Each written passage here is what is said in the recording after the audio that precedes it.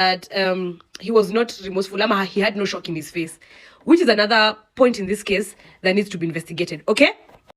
Now, here we are working with hypothesis, okay? And we have various unknowns in this case. Number one, what happened between 3:27 a.m. and 4:48 a.m.? What happened hapa katikati? We need to know. Number two, when Fatso and the three ladies, were leaving at 4:48 a.m., was Jeff alive? If at all he was alive, what state was he in? Was he sober? Was he intoxicated? We need to know. Okay? If he was not alive, that makes Fatso and the three ladies suspects, together with the driver and the cousin.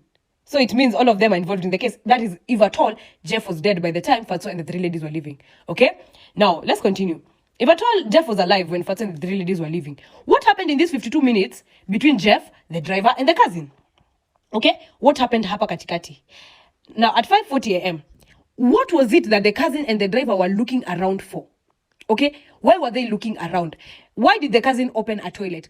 Who was this who was being called at 5:40 in the a.m. prior to the body flying down? Nani huyo alikuwa anapigiwa by the cousin? Okay?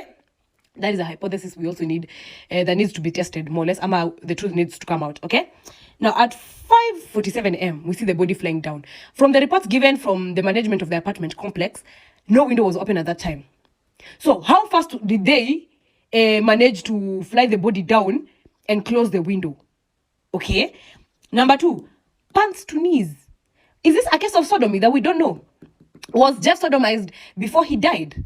That is one thing we also need to know. The face was up. Back to the thing about reflexes. Why was Jeff's face up? Which brings us to this point of, was Jeff alive by the time he was flying down?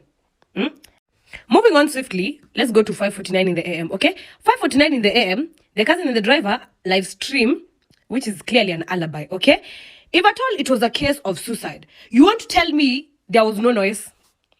Noise was not a variable in this case. Because if at all someone had fallen, there had to be noise, whereby these two will come and check, Allah, what is going on, okay? Another thing, when the management said when the body was falling down, no window was open, how fast was the window closed by a dying man who was committing suicide?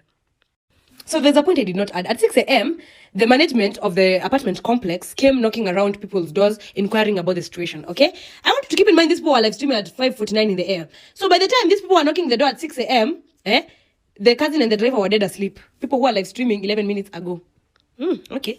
Now, let's go to minutes after 9 a.m. Fatso